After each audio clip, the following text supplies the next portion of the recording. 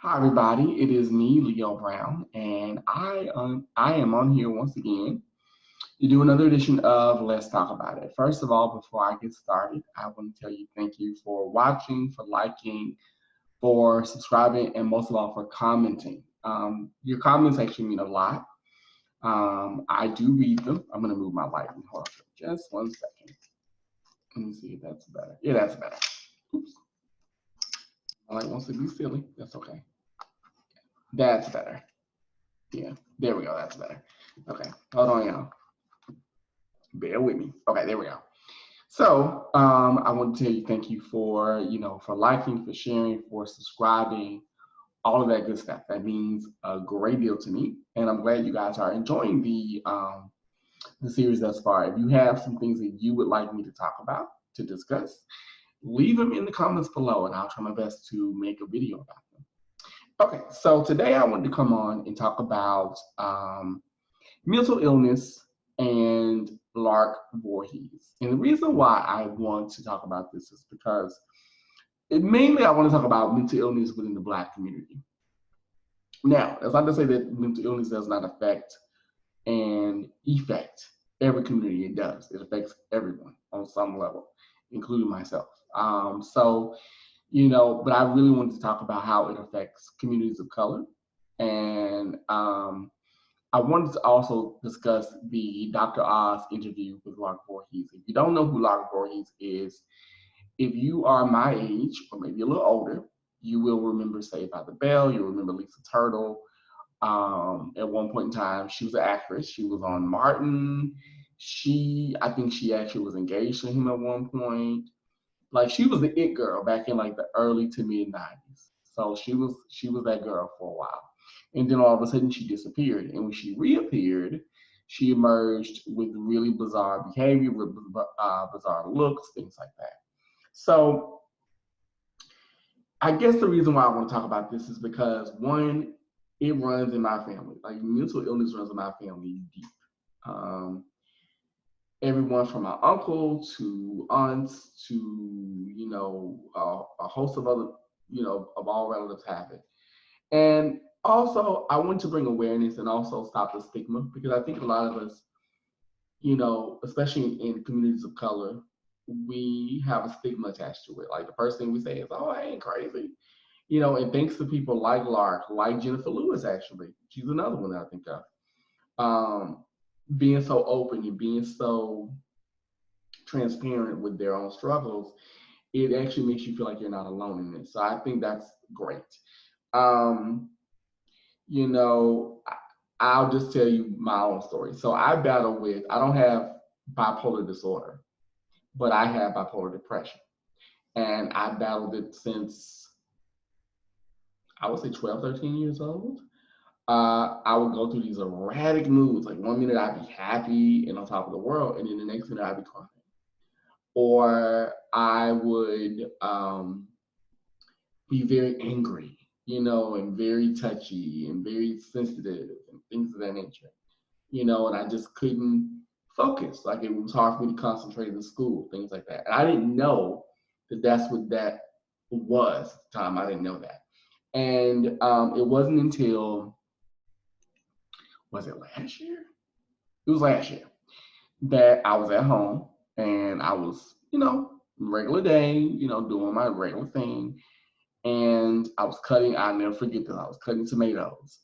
And I swear, as I'm sitting here on this camera talking to you guys, I heard a voice in my head saying, well, and at that particular time, I felt very lonely. I felt very discouraged because, granted, living on your own is wonderful. But the one thing that people do not tell you, the one thing that people don't, clue you in on, is that if you've never lived on your own, the silence can be very loud, almost to the point to where it can be deafening. And and I was adjusting, I was getting acclimated and getting used to it. But one day I just was not in the best of emotional well-being at the time, and I'm cutting tomatoes like normal, making a sandwich because I love me a sandwich, and I'm cutting tomatoes, and I swear a voice said to me, well, if you slit your wrist, Nobody will ever find you. You might as well go ahead and do it now. And I broke down. And mind you, this wasn't the first time. I would be doing things like going on the treadmill, trying to get myself in shape, stay in shape. And I would hear, oh, well, you're just nothing. You're nothing. And I would break down in tears. And I wouldn't know why. And it wasn't until I went to go see a doctor. Shout out to Brenda Garcia. No, not Brenda Garcia. Brenda Gracia at Legacy Community Health. Uh, Shout out to her and Legacy Community Health. When I went to her and I told her what was going on, and I was like, I don't know why I'm hearing these crazy, I'm having thoughts. I'm thinking about ending my life. And she said, have you ever been tested for bipolar disorder? The first thing I thought of, I'm like, I'm not crazy. What you mean? Like, girl, I'm fabulous. What you mean? And she said, no. She said, let me explain something. She said, bipolar disorder. She said there are two types of bipolar disorder. There's bipolar disorder 1 and bipolar disorder 2. And from what I remember what she said, bipolar disorder 1 is where, say you just get up in the middle of the night and you pack your stuff and you move to Italy. You don't tell anybody, you just do it. Bipolar 2 is more bipolar depression. And I would notice that my depression would hit me the most during this time of year. It would hit me during the winter.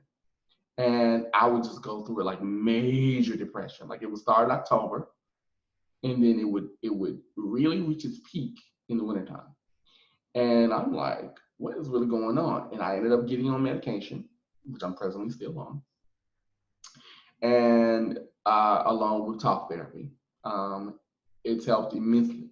I feel like myself. I shouldn't say a brand new person, but I feel like myself. I feel balanced. You know what I mean? And don't get me wrong. Do I have my days? Of course I do. But I've also learned that it's important to erase the stigma of and about mental health. Mental health awareness is important. Um, Having a mental health day, having a self-care day where you don't talk on your phone, you don't look at your phone, you're not on social media, you know what I mean? Because really when you think about it, you're not missing anything. And I think in regards to Lark Voorhies, I thank her for coming forward because that's not an easy thing to do.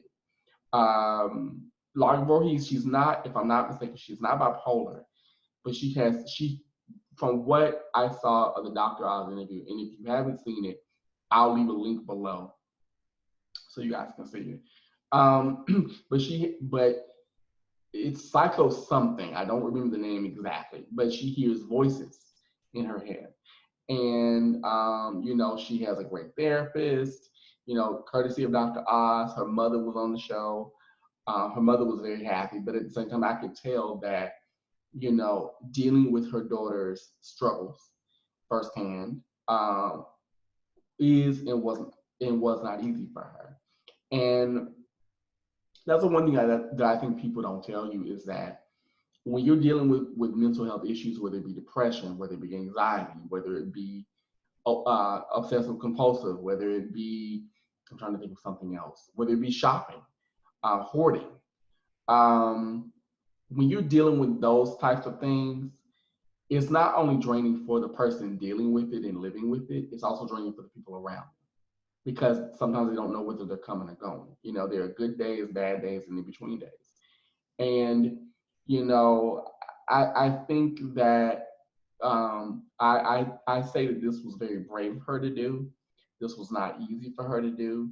And I could just tell by looking at the mother. The mother was just like, oh my God, like she was happy, but at the same time, she's just like, if you only knew the stuff that we've had to go through dealing with her journey, because it is a journey, and I'll be the first one to tell you it's a journey. And I'm grateful for things, that now we're more open now. We now talk about mental health, especially in the Black community. We now, we're now pro therapy because for a long time we weren't. Some of us still aren't, but now we are, and I think that's great. I think that's wonderful. And I would caution anyone, if you're experiencing depression, suicidal thoughts, hoarding, OCD, any sort of addiction that is really affecting and infecting your life, I caution you to get help. I caution you to look into free resources that can help you, because there are places where you can get help. There are ways you can get medication if you need it.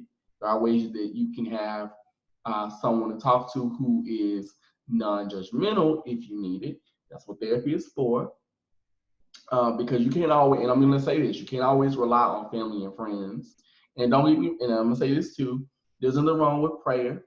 Power of prayer is good, but that's why I believe that the divine created therapists and medicines and things of that nature, because you need those things to combat, you know what I mean, along with prayer. So I would definitely say for anybody that's watching, get the help that you need, get the help that you deserve, because this is your life and you have to take hold of it. And healing is not easy, but it's worth it.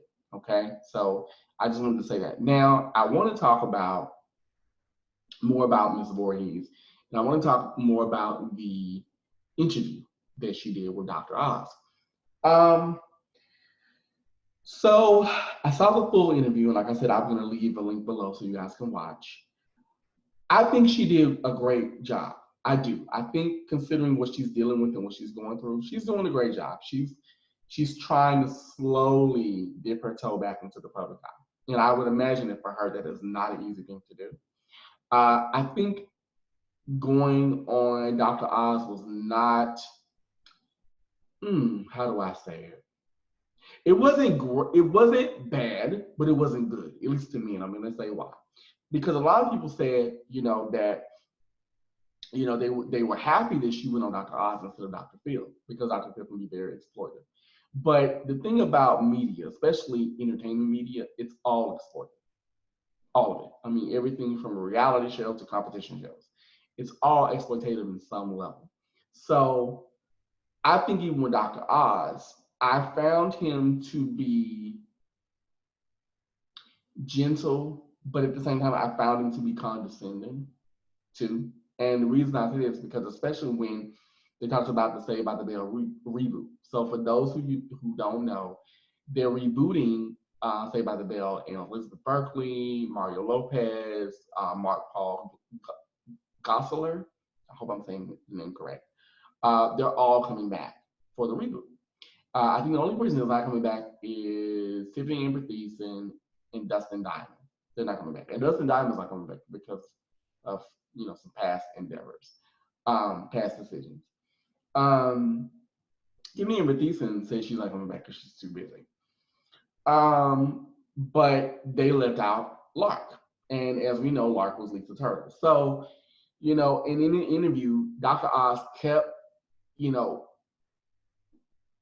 hitting, like pointing at, what don't you feel? How do you feel? You being left out, blah, blah. And here's the thing. Here's the thing. And this is why I want to say this. I understand that she does have the right to feel hurt. She does have the right to feel left behind. But at the same time, you also have to consider you're a woman that's battling mental health issues. Not saying that she can't act. That's not what I'm saying. But if it's known, if it's a known fact that right now you're dealing with mental health issues and you just started slowly getting back into the public eye, a lot of casting directors and producers and things are going to look at you, not funny, but they're going to be like, well, how do we deal with that? We're going to have to really handle her with kid gloves. We're going to have to really be gentle with her. And I think maybe that is why they left her out, because it's like, okay, you're dealing with your own thing. We're not trying to be rude. And mind you, now, this is not me standing up for what they did, but what I'm saying is look at it from a different perspective. But if you're dealing with mental illness and you're dealing with mental issues, excuse me, I can't talk today. You're dealing with mental illness and mental issues. How are we going to work not only with it, but how are we going to work around it? Because think of it this way: if you're dealing with those things like she is, how can you work with that? You can, but that may be difficult. And then how can the other castmates be supportive? How can they? You know what I mean? Because you got to understand, this is where stigma comes in at when it comes to mental illness. It's not that mental illness is a bad thing. It's just that we, as people who don't know what is going on inside your heart, your head, your mind, wherever the mental illness is. For many, it's not that we shun it, it's or that they shun it, it's more of, okay, I understand you have an illness, but how do we deal with that? That's my phone, y'all. Hold on a minute. Hold on a minute, y'all. I'm sorry. I'll call them back in a second. I'll call them back in a minute. I'm sorry. Um, but how do we combat that? You know what I mean? How do we combat that? I'm sorry for my phone.